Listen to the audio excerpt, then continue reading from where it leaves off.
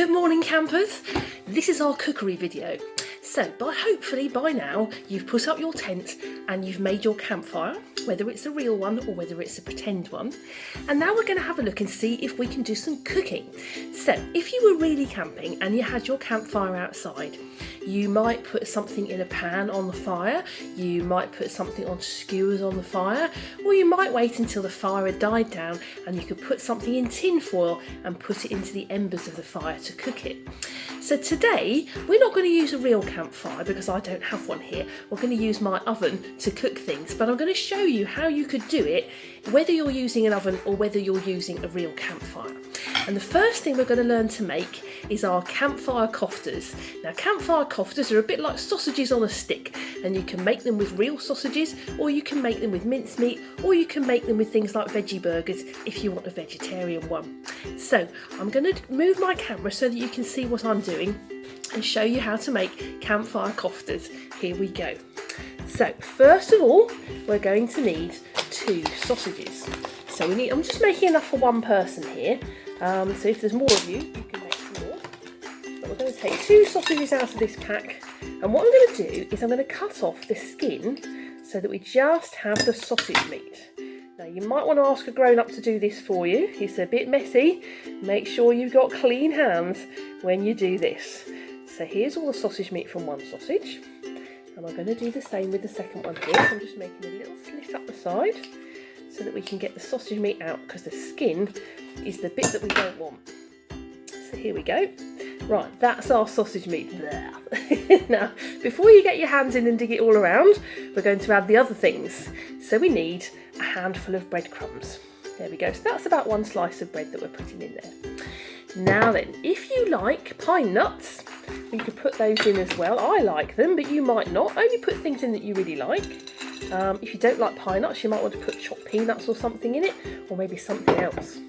Now then, what else are we going to add? We're going to add a little bit of lemon juice. Now you might have fresh lemon juice, or you might have lemon juice in a shaker like this. The reason we're putting this in is to add a little bit of moisture, but also make it a bit zingy as well.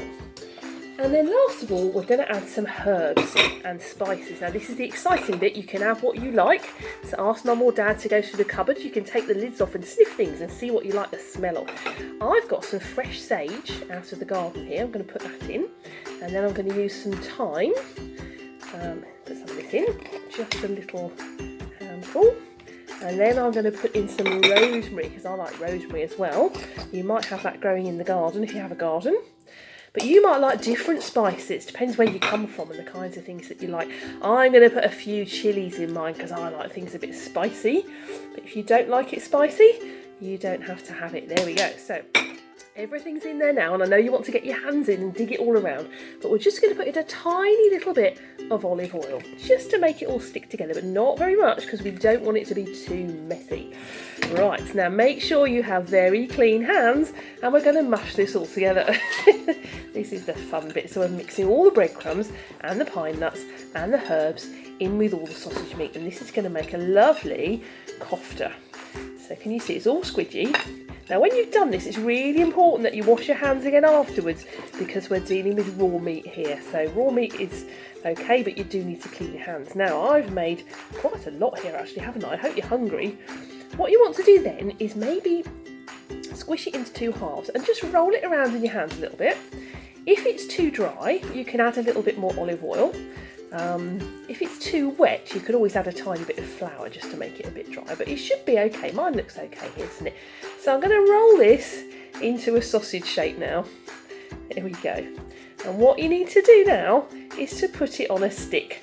So put it on a skewer so that we can cook it. Now if you were doing it on a campfire, you'd need to have a metal skewer, but we're going to do ours in the oven so we can use wooden skewers, because if you put a wooden skewer on the campfire, it would burn, but it won't burn if we put it in the oven. And it's also not as hot as a metal skewer. If you touched a metal skewer and it was hot, you'd burn your hands. Wooden ones are a little bit safer, but you should always ask a grown-up to help you with the actual cooking. So I've got one there on a stick, and I'm just going to make the other one now. In fact, I've got slightly too much here. So you might only want one skewer. It depends how big you are and how hungry you are, doesn't it really? So I'm just going to make my second one here. And then they'll be ready to go in the oven. Now when we put them in the oven, You can do them under the grill, under a hot grill for about 15 or 20 minutes, or you can put them in the oven and cook them probably for 20 to 30 minutes. It's up to you. There, so we have got an instruction sheet that tells you everything that you need to do, so don't feel that you have to remember all of this. Here we go, so these are our campfire koftas.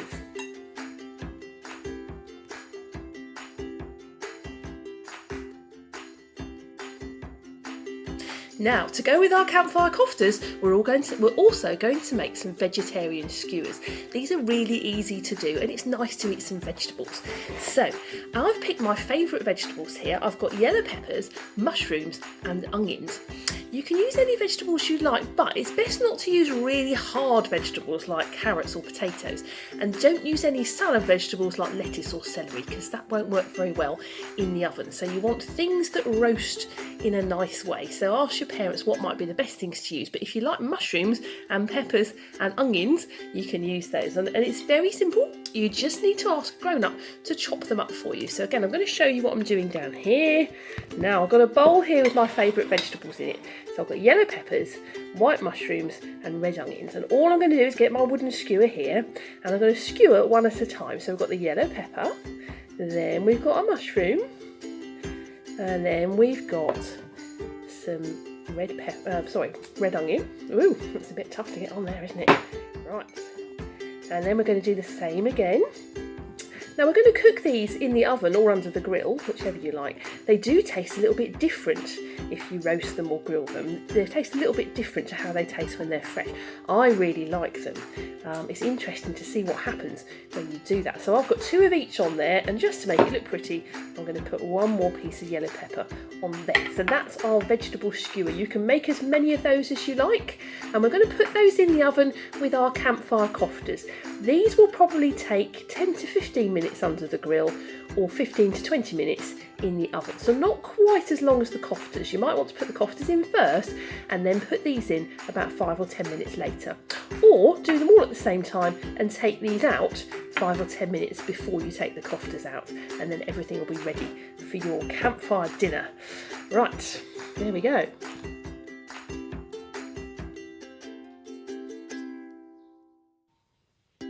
So we've made our campfire koftas and we've done our vegetable skewers, but now we need to make something to wrap those all in so that we can eat them. So we're going to make some chapatis, or some flatbread.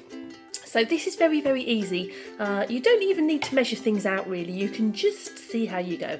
I'm going to move the camera so you can see what I'm doing again. And this time we're going to have a bowl here, and we're just going to pour in some plain flour. Now I've got a little baby sized coffee mug here with flour in it, plain flour, and I'm just going to put that in like that. What you want to do now is add a tiny little bit of olive oil. And when I say a tiny little bit, I mean 1 small splash. There we go, like that. Then we're going to add in some salt and pepper. I don't normally put salt in everything, but it's nice to put salt in this. It does make it taste better to have some salt in it. So we're just going to shake some salt in there, into quite big grains of salt. And then I'm going to put in a little bit of black pepper as well, just to make it taste nice. There we go. And then we're going to add a tiny bit of water. Now just a tiny bit, we don't want to add too much. It's best to add it really slowly, so just a few drops. Now, are you ready to mix it? You don't have to do it with your hands, you can do it with a spoon if you'd rather, but I know sometimes it's nice to get your hands in there and have a little swish around. So we're going to swish everything around and try and mix all that liquid into all that flour. So have a little go around. I'm going to need a little bit more. It feels a little bit gooey to me, but it still looks quite dry, doesn't it? So we're going to put a tiny little bit more water in, just a little splash, and then we're going to do the same again. And we're going to mix it around and keep mixing until it feels like a nice dough that isn't too sticky. So add a little bit more. If you do accidentally slop too much in, you can just put some more flour in to help soak up the extra water. But see how we go. Can you see it's starting to look a bit doughy now, isn't it? If I really get in and scrunch it around, there's a big lump of dough here, but we still need to do the rest of it. So a little bit more in there, and then we'll keep scrunching. If your hands start to feel wet, you've probably put enough in. So I'm just going to squish it around like this, and then I'm going to pick it up and roll it into a ball. So here we go. It's a bit like playing with Play-Doh, isn't it? So I've got a nice little ball here. I think I'm going to put a tiny little bit more in. Still feels a little bit dry. Just see if I can get all those bits in the bottom to all squidge together. That feels better. Now then, squish it around a bit more. Okay, now then I'm going to move my bowl out of the way. I've got a nice squishy ball of dough here, and what I'm going to do is just cut it in half like this and see if we can make 2 little balls. Now I'm going to roll it around in my hands like this, squish it a bit more, roll it around, and then I'm just going to flatten it with my hand like this. See if I can make it into a nice flat circle. Now it helps if you have a rolling pin. If you haven't, you can keep squashing it with your hands. If you have got a rolling pin, just see if you can roll it around a little bit. If your flatbread sticks to the rolling pin, you can sprinkle a bit of flour on it to stop it sticking. And it doesn't need to be completely round, but it does need to be fairly thin. So I'm squashing mine around like this. Can you see? I'm starting with the rolling pin in the middle and rolling it out to the edges and just trying to get a nice kind of flat circle. So there we go. So that's about how we want it now. So can you see? It's not a perfect circle, but it is quite thin. Okay, and this is what you want to do. Now that is absolutely fine. It doesn't need to look any more perfect than that. But if you want it to look perfect, you could put a saucer on there and cut round it so that you get a perfect circle. But I'm not going to do that. I'm going to leave mine like that. And so keep doing that until you've used up all the dough. You can probably make 2 flatbreads out of 1 small cup of flour and a few drops of water, salt and pepper, and a little splash of olive oil just to help it to be elastic. So we're going to cook all this in a minute, but that's basically how you make the flatbread. You don't need any yeast to make that kind of bread.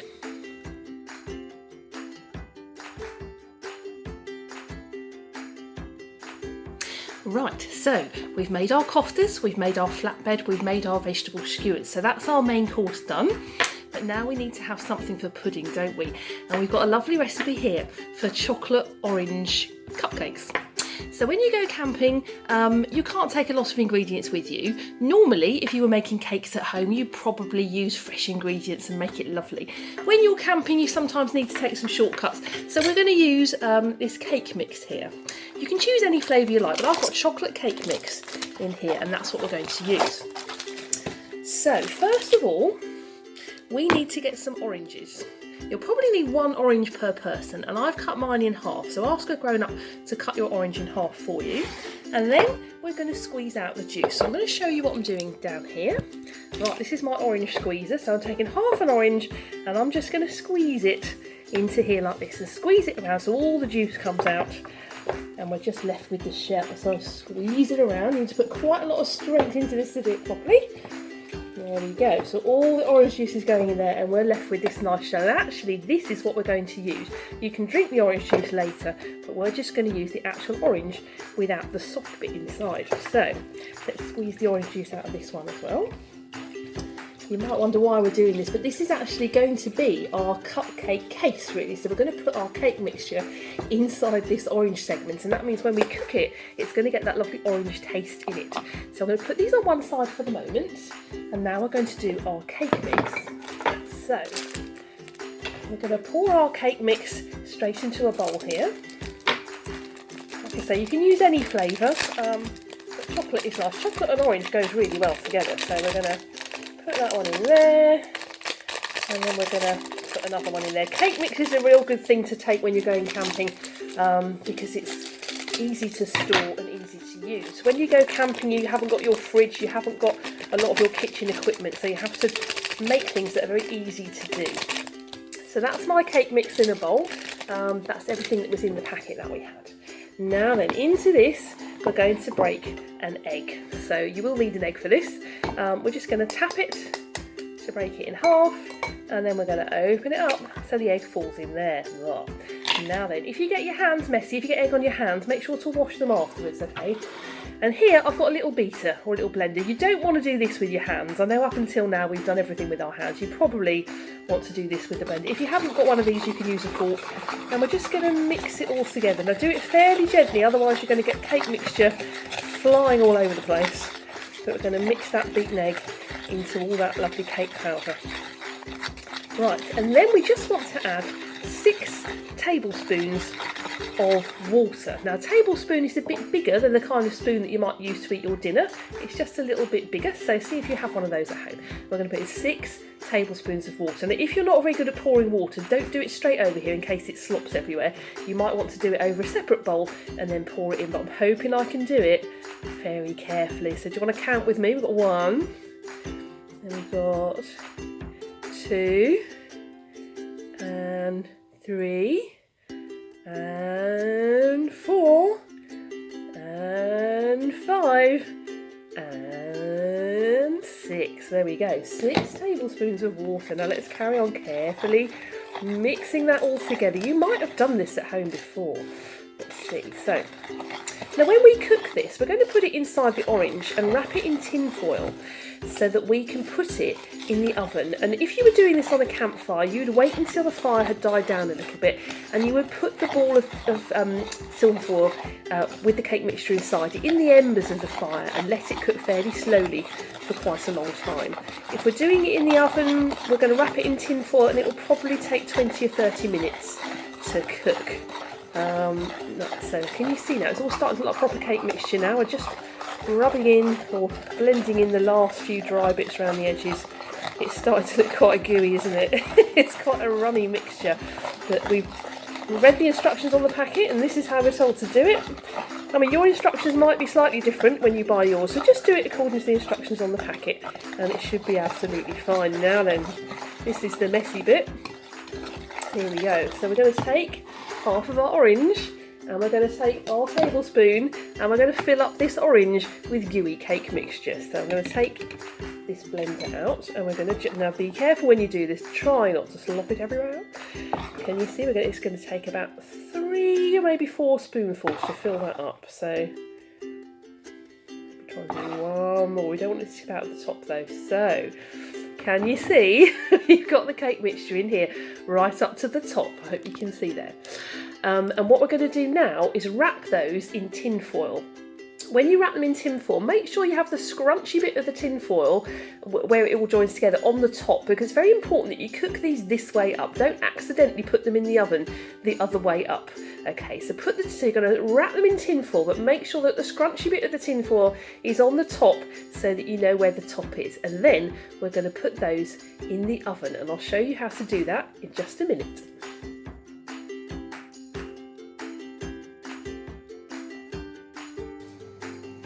Right, now we've prepared everything for our campfire dinner, and now we just need to cook it. So I'm going to show you how we do that. If you have a campfire, obviously you can cook it over your campfire, but you're probably doing it in the oven today. So I'm going to show you what to do. So I'm going to move my camera so you can see. Here's my campfire lunch. I've got 2 koftas on there with a vegetable skewer. And I've put them on a little rack so the heat can get underneath, and so that if there's any fat that drips out of the sausages, it's going to drip into the pan there. I've also got my 2 cupcakes here. I've put them in foil and left it a little bit loose on the top so the cupcakes can rise up just a little bit, and I'm going to put them in this way up so that they're definitely not upside down.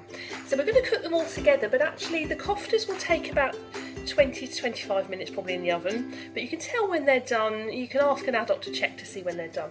The skewers won't take as long. They'll probably take 15 to 20 minutes in the oven, and these cupcakes will take about 15 to 20 minutes as well. So I would say put everything in together and then just ask the grown-up to keep an eye on it and take things out when they seem to be done. So when you take these out, you can take these out at the same time, leave them somewhere just to cool down while the koftas finish cooking, and then I'm going to show you how to do the flatbread. So I've got the oven set at 175 degrees Celsius. It's a fan oven. We're going to put those in there. And make sure you check the time so you know when to take them out again. Now over here in my pan, oops, I don't know if you can see, I've got a dry pan here. I'm just going to put a tiny little bit of oil in there. This is quite a hot pan. I've been heating it up. So put a very small little bit of oil in there. And we've got our 2 flatbreads that we made here. Now mine aren't perfect circles, yours might look better than this. You may have someone in your family who makes these all the time and can do a much better job than me. We're going to have a little go. So we're just going to wait until that pan's quite hot, but do this with an adult. You don't want to leave hot oil in a pan without someone making sure that it's safe, okay? You don't want to leave it in there for too long. And what I normally do is take a tiny little bit, put it in the pan, and when it starts to sound a bit fizzy, that means it's hot enough without being too hot. So it's starting to bubble a little bit there. So I'm going to put one of my flatbreads in the pan now. and we're just going to leave that. I'm going to turn the temperature right up so it's nice and hot.